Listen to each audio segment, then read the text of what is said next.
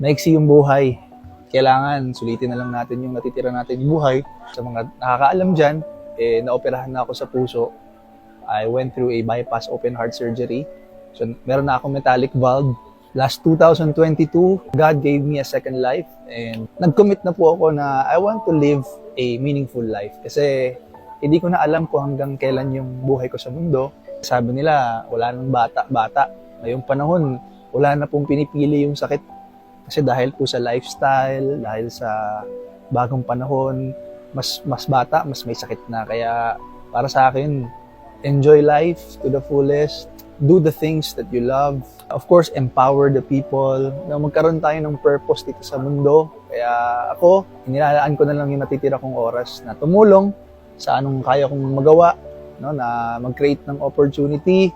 At syempre, gusto ko ding bigyan ng oras ang mga mahalagang tao sa buhay ko. Kaya ikaw, kung sa tingin mo, kailangan mo rin ng sense of purpose, maganda, lapit ka kay Lord. Para sa akin, wala tong lahat ng meron tayo kung di dahil sa Kanya. Just pray and mahahanap mo rin yung purpose mo. Nagmi-meet tayo for a reason. Diba?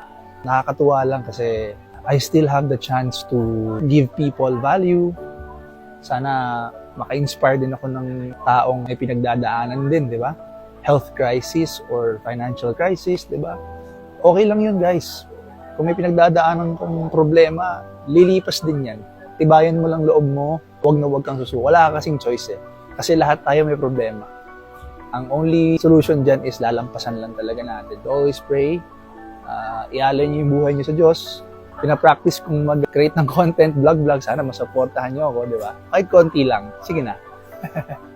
Sige po. Ingat palagi, guys. Bye.